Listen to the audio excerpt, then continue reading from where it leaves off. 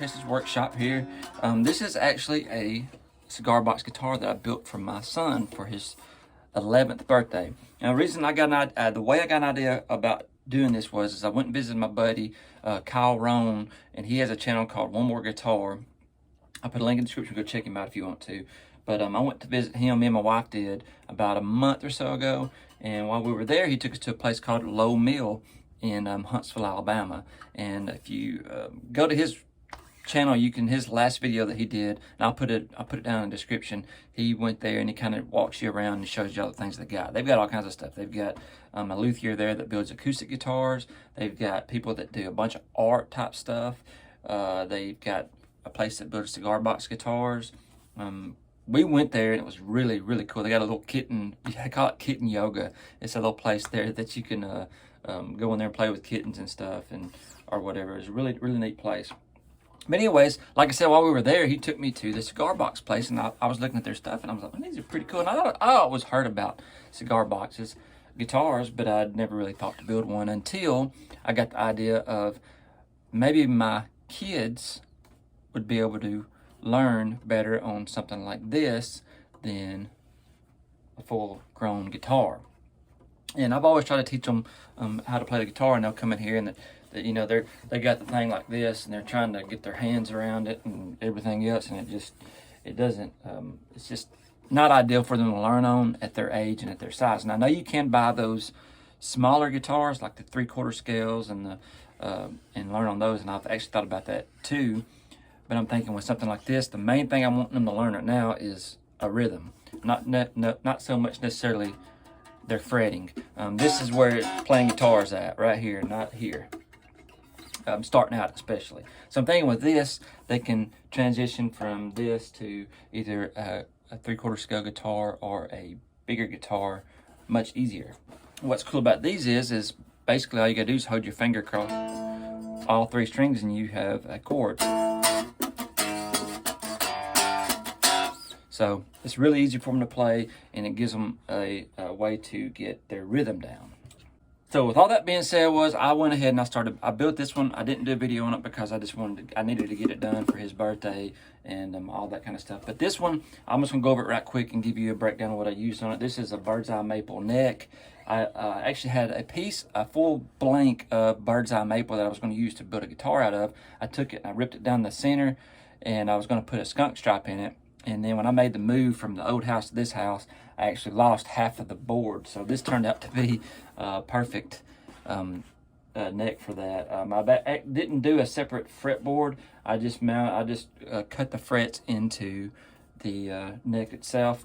This heel part here is a piece of oak that I got from Lowe's. And then the cigar box is one that my mom gave me. I kind of told her, I said, I want to build a cigar box for my son. If you've seen any cigar boxes, let me know. And she said, I have 3. So this was one of them. I've got another one that's a little bit thinner than this one, and one that's a little bit thicker too. So I got that from her. I ordered some piezos. I'll put a link in the description where you can find some of these guys on Amazon. And those guys mount here. And I just wired it straight into the jack here, so there's not any volume control or anything like that. The tuners machine heads are Kluson. I had a set of 6 of those, and I went ahead and used 3, and I got 3 more for the next project I do. I built this out of a piece of brass I had in the shop, and the actual inlay, the markers here, if you can see them or not, they're brass rod, 16th inch brass rod. I use those for that. The actual inlay dots here, if you go back and see my videos of the when I showed you how to make the inlay dots out of clay, that was the set I made right there for that. Now the nut's a bone nut, and that's pretty much it, really. I put this on here because I needed a more angle on the strings. I need to get a little bit longer screws where I can not to make that as so much of a thing, but it works. It's a dang cigar box guitar, man. They're made to be just whatever you got, make a guitar out of it, kind of thing. That's what I think is really cool about them.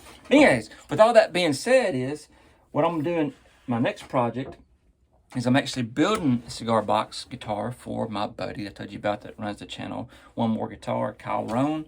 I told him, I said, after I built this one, I was like, hey, I'd like to build one for my channel, and I'd like to build it for you, and then when you get it, you can make a video on it if you want to. And he thought it'd be a cool idea. So he went back to Lowe Mill last weekend and found this guy here. Really cool box, very nice, very thick. I think it's going to work out good for a cigar box guitar. The only thing I'm worried about is this little bit of a design right here of getting the fretboard into it. Well, I actually started on the neck. I've got the neck here started. I actually did a back angle right here, did 11 degrees, cut, and then I thinned this down to inch and a half to half an inch, and then I basically glued it back as a scarf joint right there. Once I got that done, I took my router and I routed this flat to this point here, because once I get past here, it's going to be I'm gonna have to cut a lot of this out anyways. So there's the neck. It's oak. I bought it from Lowe's. And then the fretboard is this guy here. I bought this probably a couple years ago. This is a piece of, looks like a flamed maple. I know it's maple, flamed maple, and I'm going to use it as a fretboard. Whereas on the last one, I didn't use a separate fretboard. On this one, I am going to use a separate fretboard just to get an idea, see if it's easier to do and all that kind of stuff. So I'm going to mount that guy on there, and it's going to be like that. Now, you can't really tell it unless I show it to you, but this guy has a back angle on it. And if you're interested in building cigar box guitars, go watch. You need to subscribe to Dale Puckett. He has a I'll put a link in the description too where you can find his channel. But he goes through, and I learned the majority of what I know about these guys building them from him. But as you can tell, it's got the neck straight, but then it's got a back bow or back angle for the body. So the body's not sitting flat, and that gives you room for your saddle and gives you room to pick. So I think it works out a lot better than it being flat. And it's not really hard to do at all. And I'm going to show you that in this video. So I've got the guitar. I've got the fretboard. What I'll do is I'll cut this guy down right here. And then I'll put that back angle here to where when I mount this to the top, it'll be at an angle. If that makes sense. And I'll go into more detail when I get to that point. Okay, so the neck's done. Or not done, but it's put together. Oh, and this guy here is a piece of pretty much laminate or veneer that came with one of the cigar boxes. It didn't come with this one. It came with another one that my buddy Kyle gave me. So I just took a piece of that, glued it up here, and then once I mount this and get all that routed off, I'm going to take it, I'm going to mount the nut, kind of like they do on Gibsons, like that. So the nut will go there, and then all that. Now to make this fretboard really simple, if you go to ekips, ekips.org, you can search ekips fret calculator in Google, and it'll be like the third result. You can go there, and I'll show you here in just a minute. I'll go over it more in depth. But you can go there and you can type in any scale length you want, all that kind of stuff. You can go to print it out as a PDF multi-page, and then once you do that, you have something like this. And you can tell right here, I taped it together, and I taped it together right there too. But that's my scale length, and I use a 23-inch scale length on this guy. And then all I do once I get that done, I just take it and put it on my fretboard, and as you can tell, I just mark it and cut it out. And it works very well. Cut it out, I use this guy right here, and it's basically just a fretboard miter jig, I don't know. And we got a fret saw. Now I got this one from Stu Mac. You can get them from different places. It uses a 0.023 thickness for the kerf, and that fits the fret wire that Stu Mac sells perfectly. I've never had issues with anything I've ever bought from Stu Mac. I know their stuff's kind of pricey, but it's very good stuff. I use this fret wire right here. If you don't want to use a nut, you can actually use a jumbo fret wire and use it as a 0 fret up here on the top too. So I know some people might not want to make a nut for a cigar box guitar, and I probably won't want either eventually, but I think for doing it for my buddy and his channel, kind of want to make it really nice. So that's what I'm gonna do. I'm gonna turn around right here and I'm gonna show you my computer screen, and I'm gonna show you the eKips website. Okay, when you come to the ekips.org, ekips.org right here, you can see it. Go to the fret, find 2D. This is it. Now, if you come here, you just kind of follow through these guys right here. The first thing it's going to ask you, do you want inches or millimeters?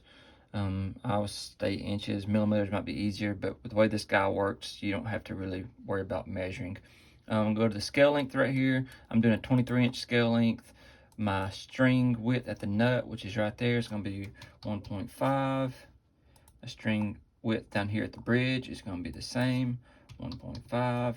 I'm going to do a 0 overhang right there.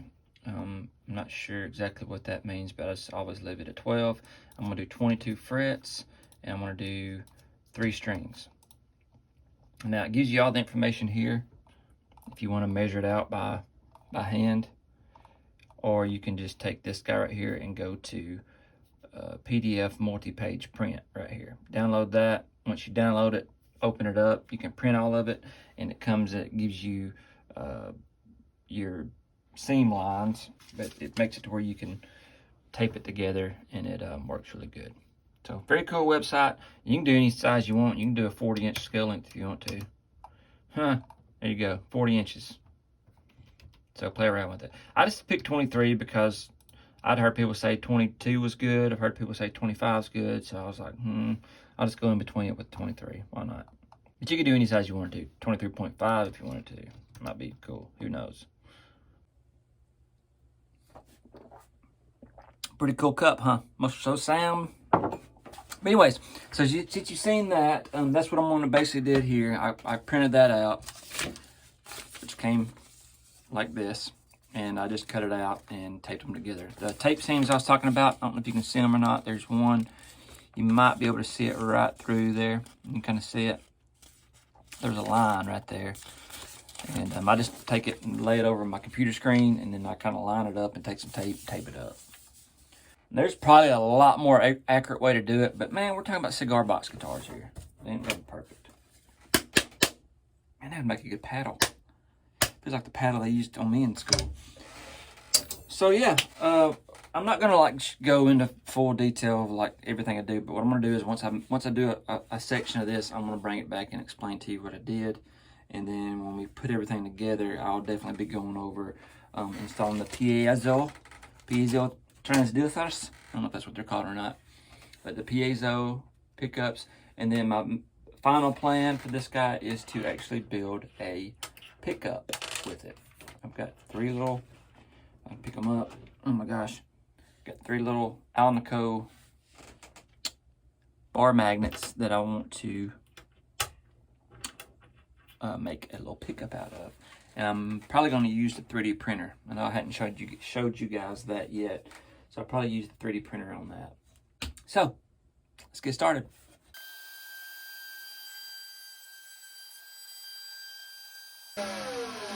Here's the headstock.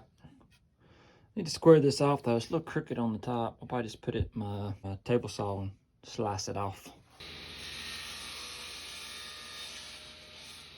Squared it up a little bit there. Alright, so the next thing I do is I gotta mount this guy.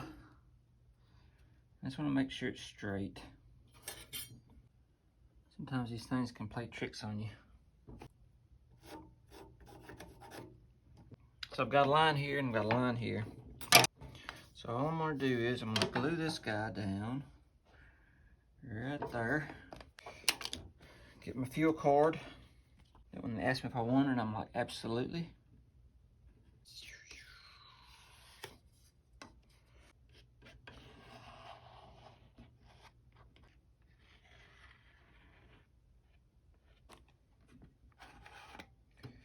used way too much stain glue. Now, one trick I've learned about putting a fretboard on is that if you just put just a little bit of salt, not a lot, just a little bit,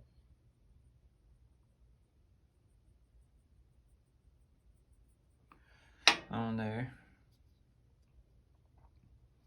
and then you mount it on there where you want it at. Kind of hold it down a little bit. I'm gonna make sure that my frets are straight. Right there, looks good. Block to block that front. It's just a piece of walnut. This is what I've been using for the saddles. Cute. I'll say this is overkill, but I really like these guys. You can really put some pressure on the joint.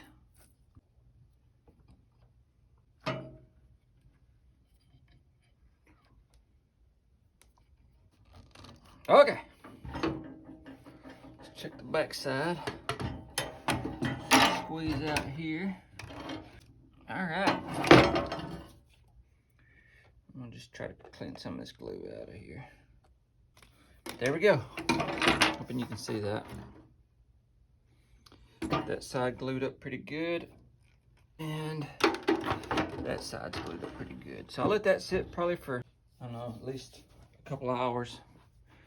And we'll see how it does. Okay, so I got the neck taken out of the clamps, and I did the exact same thing I did up here. I just took that flush trim bit and routed these sides so it'll be flush. Now, what I was talking about a while ago is this area right here. I got to figure out how much of this I got to cut down in order for it to come over the top of this box enough to give me a good height above there. So what I'm going to do is, in order to make this really easy, is just to go ahead and I'm going to take these screws out and remove the top of this box so I can fit it to this guy here. All right, so I've got the top off here. Now, what I'm saying is this guy's going to sit on there like that. So I've got to cut this out enough for it to be basically below this to where I can mount it in there right. So I'm going to mark the center of this guy. This sticker's a little crooked, so it's going to be off center just a little bit. But I'm going to mark this guy and cut that out, and I'll be back to show you in just a second. Okay, so I've got this cut out. And basically what I did is I taped this off and then to the thickness of my board here, but I went a little shy because I want to use my rasps and my files to file this thing and get it to the right size. Now, I cut back into this wood enough to where I can flatten this out to where it'll match up flush with my fretboard. And then what I'll do is I'll take this and cut it down a little bit to allow for clearance between the top of the fretboard and the top of my box. So I'm gonna get my files now. I'm gonna file this around and see if I can get it to fit in there good.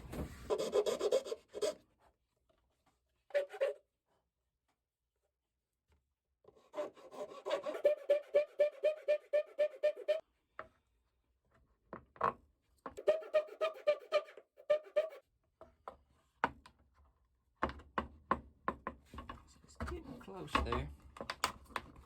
Okay. So as you can tell, my idea of what I'm wanting to do here is I've got that where it fits, and I want that to be flush. So I wasn't trying to match up against this crazy design here. Looks pretty good. Now what I got to do is I got to figure out how much of an over clearance I want right here at this fretboard. And I'm thinking probably maybe 3 to 4 millimeters, maybe 4 millimeters. So we'll say 4 millimeters. That'll give me that much clearance right there. So what I got to do now that I know about what I want and I'm flush there, now I know I got to cut this right here down 4 millimeters. So I'm going to cut this dude. I'm going to mark it right here to 4 millimeters, right there. So I've got to cut that straight down to there. All right. Now, I can kind of figure out where my box is going to be now. Let's put this back on here. How far my Need to straighten that cut up just a little bit. As you can see there, my box, my neck's gonna go almost about right in here somewhere. So we're just kind of getting an eyeball of where it's gonna go. That way I know how far to cut it out at. Okay. Now the next thing I want to do is, so I kind of want that on there, and I'm gonna take my template here and see roughly where my saddle's gonna go. And this basically shows where I'm gonna mount the piezo. Oh crap. So let's take that. So it's gonna be about right in here somewhere. I'm gonna pull this off. So my saddle is gonna be right around in this area. Like I said, we're just getting a ballpark. Now with my piezo, it's gonna mount right underneath this bridge, or right underneath this saddle, where the saddle's gonna be. So I wanna give it enough room here to route out for that. So pretty much end of our box is gonna be around in this area. My saddle's gonna be about right in here, and my piezo is gonna mount there as well. So now that I know where that is, I need to do a back angle all the way roughly to this area here. Now to figure that out, what I did last time is I knew I needed 4mm clearance right here, and basically I doubled that back here. But this really isn't the clearance we need. I'm gonna say we're going to, if we do 4 here, let's do 8 and see where that comes to down here. Now I've got to remember too that this isn't flat all the way over here, so I need to transpose this line all the way down to back here. So roughly in that area right there, I'm going to measure down 8mm, which will get me about right there. And then if I connect the two,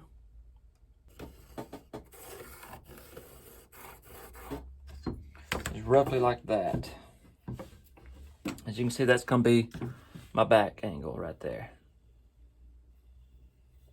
So I measured down 4mm, that's how much I needed here.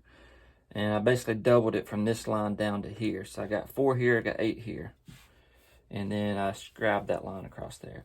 Now one other thing we got to think about too is that we want just basically a lip right here for this top of this box to sit on. So I'm going to bring that down. I'm going to kind of bring this line right here down a little bit off this side. And then I'm going to cut out that area right there. And all that does is allows the top of the box to kind of resonate instead of it being flush up against a piece of wood. I might bring that just a little bit farther down, about right in there. So I will cut that out like that, roughly. Hope you can see that. So basically I will cut this area right here out to all the way off, pretty much. And then I will cut this area out. So all this area right here will be removed, except for that. That's it. So we get our back angle. We've got our spot for where our top can resonate. And then this marks here will basically be transcribed down here once I get all this cut out. So I'll take this to my bandsaw and I'll cut this part out all the way down this side. I'll probably go ahead and at least cut this off about right there. I haven't sized the full neck yet, but I'll cut this off so I didn't have to cut all this area. And then I'll take my bandsaw and cut that as close as I can. And then I will take a file and get this edge right here flat and flush where I want it. And then I'll take a flat piece of sandpaper and I'll take this and I will keep running this back and forth until this whole back side is flat with that. So I'll bring it back in here and show you in just a second. See this? So I'm gonna be cutting all this area right here out now.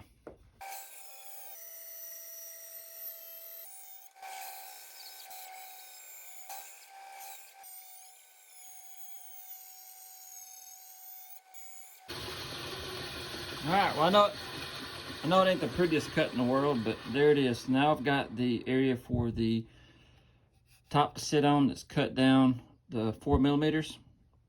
And then I've got the little ledge for the actual top to sit on. And then I've got hollowed this part out. And I've put that, sort of put that back on angle on here with the bandsaw. And like I said, I will flatten this, get this good and flat.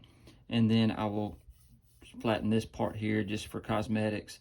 And then I'll take that piece of wood I got that's got the sandpaper on the back side of it, and I will flatten this to level with that. So there we go. Now you can kind of more see what I was talking about. So you can see right there, I haven't leveled none of this up yet, but you can see now that I've got a little bit of clearance below my fretboard for my strings. Now with that back angle, that should give me plenty of room back here to mount our saddle. And everything should work out really nice. I think it's gonna look pretty good. It's gonna be a really cool looking guitar. So I'm gonna get to work on this stuff here. I'm gonna flatten this guy with my razor file. Try to get it as square as possible.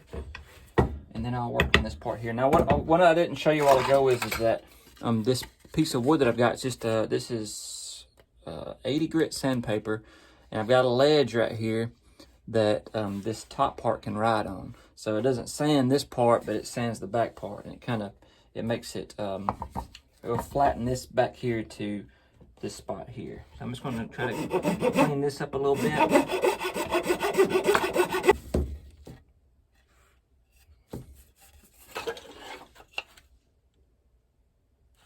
Yeah, that'll work good. Got a little bow on it. I'm gonna try to get that bow out. So there you go. You can kind of see it now. I've got that flat ledge there. I'm not too worried about this right now. I'm gonna focus on getting this part sanded flush with that. And like I said, how I'm gonna do that is I'm gonna take this guy. As you can tell, that part right there rides on that, and then I just basically move this across.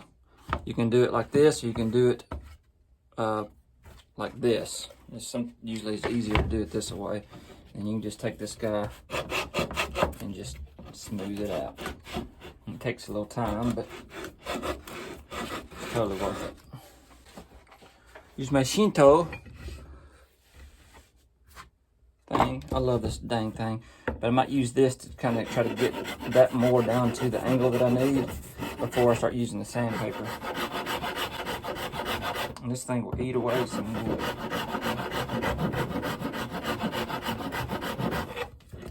So I'll get that going, and then I will come back and see you in a minute.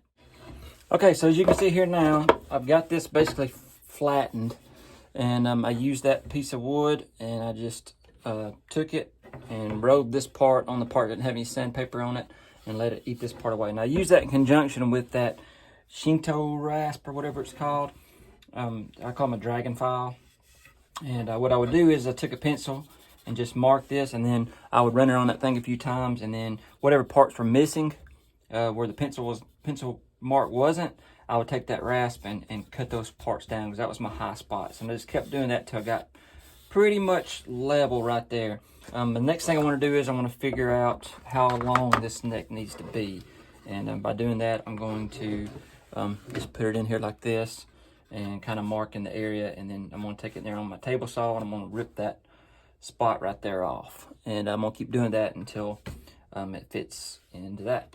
So one thing I did realize, I'm not going to be able to use those hinges, because in order to get this thing apart, this top's going to have to come straight off and not at an angle, which kind of sucks, but it is what it is, I guess. So yeah, I'm going to go do that. All right, so I got it cut now. I went in there, I just kept going back to the table saw. I would cut it, try to fit it, and then I just kept doing that until I got it perfect to where I wanted it at. And I still need to straighten this joint right here up just a little bit to kind of square it up, but I haven't got it centered yet. Now you can kind of see how it's going together, and you can see that cutout right there of where the box can kind of resonate a little bit. This being so thick, I don't know how much it's actually going to do. This is a very thick box. It's probably a very good one to be putting a pickup in if I'm going to do that. But the piezo will mount right up underneath here in a little cavity that's drilled out, and then I'll use hot glue to seal it in there. So there is what it's going to look like. I think it'll look pretty cool. But you can kind of see the angle now too. Also, when you look at the box, you can see how the neck is kind of goes at an angle, and you can see it more when you look at it the bottom here too. So that's it for this video. This video is already long as crap already. In the next video, I want to get the frets done. I'll get the markers in, the side marks, get it shaped, get the frets done, probably get the tuner's hose drilled out for the machine heads, get the thing sanded down, and get the rest of the box together, get the piezo mounted, and maybe even build the pickup. I don't know. I'm gonna try see where I can get on it. Anyway, guys, I hope you enjoyed this. If you did, give me a like. If you liked it, please subscribe. Thanks for watching, guys.